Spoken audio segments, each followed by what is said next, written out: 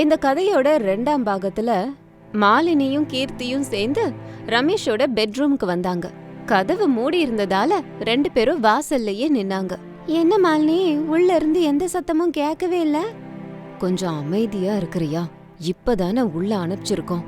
அவ கால்ல அத தடவனானோ இல்லையோ, கொஞ்சம் பொறுமையா இரு. நான் வேணா உள்ள போய் என்ன நடந்ததுன்னு கேட்கவா? உனக்கு எங்கேயாவது மூளை இருக்கா? இப்ப நீ போய் ரமேஷ கேட்டேனா நம்ம ஏதோ பண்ணோன்னு சந்தேகம் வராது. நீ எதுவும் பேசாம அமைதியா இருந்தாலே போதும் அப்படின்னு சொன்னதும் கீர்த்திக்கு கோவம் வந்துருச்சு. கால்ல அடிபட்டு பெட்ல உட்காந்துக்கிட்டு இருந்த அனாமிகா திடீர்னு அழ ஆரம்பிச்சிட்டான்.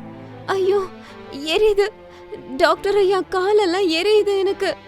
என் காலுக்கு நீங்க வெண்ணெய் போட்டீங்களா, இல்லனா உப்பு காரம் சேர்த்து தடவி தந்தூரி போட்டீங்களா? என்னால முடியவே இல்ல அப்பா, முடியல, எரியுது, என்னால தாங்க முடியல. ரமேஷ் சிரிச்சுக்கிட்டே பெட்டு கிட்ட வந்தான். அனு, குறும்பு பண்ற டைமா இது? நான் போட்டது வெண்ணெய், அது போய் இப்படி கார போதா? நான் ஒண்ணு உங்ககிட்ட விளையாடல டாக்டர் ஐயா. காலு பயங்கரமா எரியுது. நான் சொல்றத நம்புங்க. இங்க பாத்ரூம் எங்க இருக்குன்னு காட்டுங்க. நான் அங்க போய் என் காலை கழுவிட்டு வரேன். இந்த எரிச்சலை என்னால தாங்கவே முடியல. அனு, நீ சொன்னது நிஜமா? என்னெல்லாம் என் தலை எழுத்து. நான் அப்பையில இருந்து அதே தானே சொல்லிட்டு இருக்கேன். பாத்ரூம் எங்க இருக்குன்னு சொல்லுங்க ஐயா, நான் போயிட்டு வந்துடுறேன். கால்ல இருக்கிற வெண்ணெய சில்லுன்னு தண்ணியில கழுவிட்டு வரேன். அப்பவாவது இந்த எரிச்சல் போகுதான்னு பாக்குறேன். முடியல. அனு, அங்க இருக்கு, போ. அனாமிகா வாஷ்ரூம் கிட்ட வெண்ணெய் காலோட வேகமா போனான். ரமேஷ் அந்த பாக்ஸ திறந்து பார்த்தான். பாக்ஸ்ல வெண்ணெய் ரெட்டா இருந்தது. வாசல்ல நின்னுக்கிட்டு இருந்த கீர்த்தியும் மாலினியும் அனாமிகா சத்தத்தை கேட்டு சந்தோஷப்பட்டாங்க. கீர்த்தி, அனாமிகா சத்தம் கேட்டுச்சுல? கேட்டுச்சு கேட்டுச்சு. ஐயோ காலி எரியுதே அப்படின்னு அவ கத்துறது கேட்டுச்சு. அப்படின்னா ரமேஷ் அவளோட கால்ல உப்பு காரம் போட்ட வெண்ணெய தடவிட்டான். இனிமே நம்ம இங்க நிக்கிறது நல்லதில்ல, இங்க இருந்து போயிடலாம். பிளான் சக்சஸ் ஆயிடுச்சுல அப்படின்னு சொல்லிட்டு அங்க இருந்து போயிட்டாங்க. அனாமிகா பாத்ரூம்ல பாத் டப்ல காலை வச்சுட்டு உட்கார்ந்திருந்தா. அங்க ரமேஷ் வந்திருந்தான். சாரி அனு, நீ சொன்ன மாதிரியே வெண்ணெயில யாரோ காரத்தை கலந்துருக்காங்க. கண்டிப்பா அந்த கீர்த்தியும் மாலினியும் தான் பண்ணிருக்கணும். அவங்கள என்ன பண்றதுன்னு நான் பாத்துக்கிறேன். இப்போ உன் கால் எப்படி இருக்கு? தண்ணில இருக்குல்ல டாக்டர் ஐயா, இப்ப கொஞ்சம் நல்லா இருக்கு. எரிச்சல் அடங்குற வரைக்கும் இப்படி பாத் டப்ல காலை வச்சுக்கிட்டு இப்படியே உட்காந்துரு அப்படின்னு சொல்லிட்டு ரமேஷ் அங்கிருந்து வெளியே போனான். அனாமிகா பாத் டப்ல காலை வச்சுட்டு காரத்தை போக்கிட்டு இருக்கும்போது அங்க சாரதா வந்திருந்தாங்க. வந்த உடனே கிண்டலா, மகாராணிக்கு என்ன ஆச்சு? அது வந்து அப்படின்னு சொன்னதும் சாரதா முறைச்சாங்க. யாருடி உனக்கு அத்தை? நான் உனக்கு அத்தையும் இல்ல, நீ எனக்கு மருமகளும் இல்ல. என் புள்ளைக்கு மட்டும்தான் நீ மனைவி. ஏன் கண் பார்வையில நீ இந்த வீட்டு வேலைக்காரி, புரிஞ்சுதா?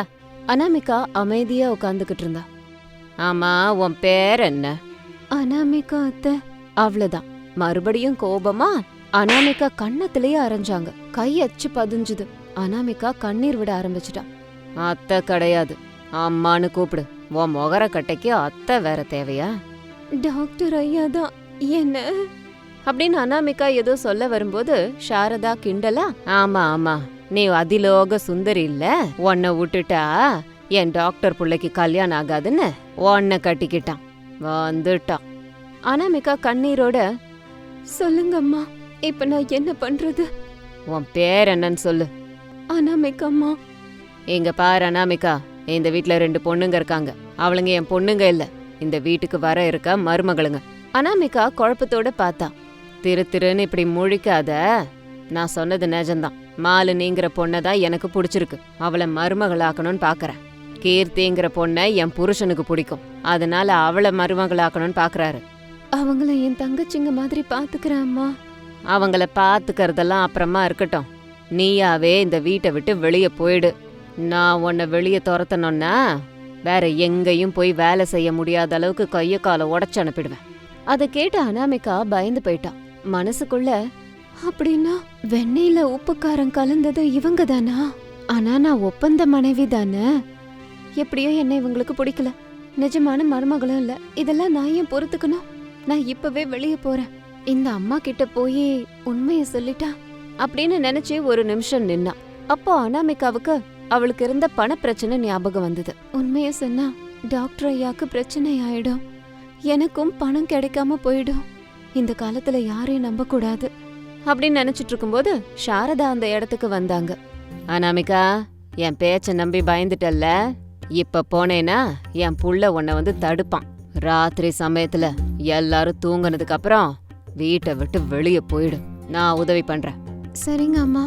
சாரதா சந்தோஷப்பட்டு எதுவும் பேசாம அங்கிருந்து போயிட்டாங்க. மாலினியும் கீர்த்தியும் சோஃபால உட்காந்துக்கிட்டு அனாமிகா பட்டுட்டு இருக்க வேதனைய பத்தி பேசிக்கிட்டு இருந்தாங்க.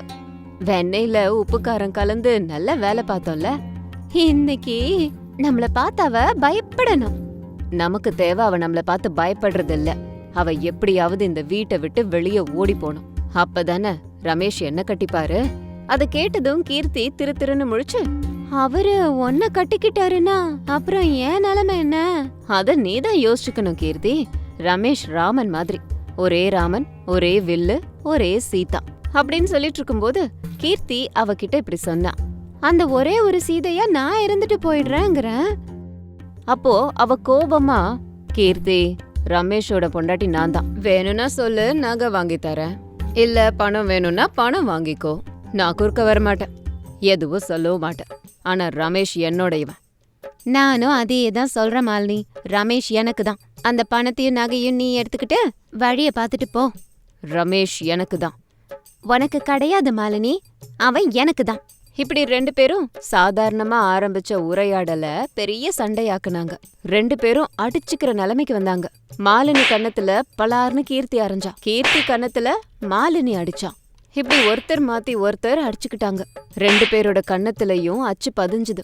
கண்ணம் நல்லா பழுத்துருச்சு, வலிக்க ஆரம்பிச்சுது. அப்பா, ரெண்டு கண்ணமும் வலிக்குதுரி கீர்த்தி. என் கண்ணை மட்டும் ஃப்ரிட்ஜில் வச்ச மாதிரி கூலா இருக்கு நினைப்பா உனக்கு? எனக்கும் பயங்கரமா எரியுது. அப்போதான் ரமேஷ் வெண்ணெய் கிண்ணத்தை எடுத்துக்கிட்டு அங்க வந்தான். ஹலோ மாலினி. ஹலோ கீர்த்தி. ஹாய். ஹலோ ரமேஷ் அப்படின்னு ரெண்டு பேரும் திரும்பிக்கிட்டாங்க. ரமேஷ் சிரிச்சுக்கிட்டே, மாலினி, கீர்த்தி, ரெண்டு பேர்கிட்டயும் ஆசையா பேசலான்னு வந்தா முகத்தை இப்படி திருப்பிக்கிறீங்களே, என் கூட பேச உங்களுக்கு இஷ்டம் இல்லையா அப்படின்னு சொன்னதும் ரெண்டு பேரும் சந்தோஷமா திரும்பினாங்க. ரெண்டு பேரையும் பார்த்தான். ரமேஷ் அவங்கள பார்த்து, அடடே, உங்க கண்ணங்களுக்கு என்ன ஆச்சு, ஏன் இப்படி இருக்கு? மாலினியும் கீர்த்தியும் ஒருத்தரை ஒருத்தர் முறைச்சுக்கிட்டாங்க. சரி சரி சரி சரி, உங்களை என்னால அப்படி பார்க்க முடியல, கண்ணை மூடுங்க. எதுக்கு ராம்? ஏன் எதுக்குன்னு கேட்க கூடாது, கண்ணை மூடுங்க அப்படின்னு சொன்னது கண்ணை மூடினாங்க. உடனே ரமேஷ் உப்பு காரம் கலந்த வெண்ணெயை கொண்டு வந்து அவங்க கண்ணத்துல தடவனான். அவ்வளவுதான், ரெண்டு பேரும் எரியுது, ஐயோ எரியுதே. என்னது அது ரமேஷ்? வேற என்ன, அனாமிகாக்கு தடவன மிச்ச வெண்ணெய கொண்டு வந்து உங்க கண்ணத்துல தடவன. என்னது, அதுல உப்பு காரம் கலந்திருக்கே அப்படின்னு சொல்லி உதட்டு கடிச்சா கீர்த்தி. மாலினி ஷாக் ஆயிட்டா. இந்த உண்மையை உங்க வாயாலேயே வரவழைக்கணும்னு தான் அப்படி பண்ண, அதை தவிர்த்து அன்பெல்லாம் ஒன்றும் கிடையாது. ஜாக்கிரதை, இது இன்னொரு தடவை ரிப்பீட் ஆச்சு, உங்க ரெண்டு பேரையும் வீட்டை விட்டே துரத்திடுவேன். அனாமிகா என் மனைவி, ஞாபகம் இருக்கட்டும். அவளுக்கு இந்த மாதிரி உபத்திரம் பண்ணீங்கன்னா என்னால அதை பார்த்துட்டு சும்மா இருக்க முடியாது அப்படின்னு கோபமா வெண்ணெய் கிண்ணத்தை கீழே போட்டுட்டு கிளம்பிட்டான். அது எல்லாத்தையும் பாத்ரூம் கிட்ட நின்னுட்டு இருந்த சாரதா கவனிச்சாங்க. இவன் பேசுறத பார்த்தா அந்த பொண்ண காதலிச்சு கல்யாணம் பண்ணிருப்பான் போல இருக்கே. எப்படியாவது அந்த தரித்திரத்தை ஒழிச்சிட்டு மாலினிய மருமகளை ஆக்கிரணும் அப்படின்னு நினைச்சு மறுபடியும் டப்ல காலை வச்சுக்கிட்டு இருந்தா அனாமிகா கிட்ட வந்தாங்க. அனாமிகா கண்ணை மூடிக்கிட்டு இருந்தா. அப்போதான் சாரதா பாத்ரூம்ல ஒரு மூலையில இருந்த பாத்ரூம் கிளீனிங் லிக்விட பார்த்தாங்க. இந்த கிரீமை போட்டா பாத்ரூம்ல இருக்கிற கிருமிங்களே சாகுது, இதை இவளுக்கு பலவந்தமா ஊத்தினா இவளும் செத்து போயிடுவா. கிருமிங்க துடி துடிச்சு சாகற மாதிரியே இவளும் துடி துடிச்சு செத்து போவா அப்படின்னு நினைச்சு அந்த லிக்விட் கிட்ட வந்தாங்க சாரதா. அந்த லிக்விட கையால எடுத்தாங்க. அதுக்கப்புறம் என்ன நடந்ததுன்னு அடுத்த பாகத்துல பார்க்கலாம்.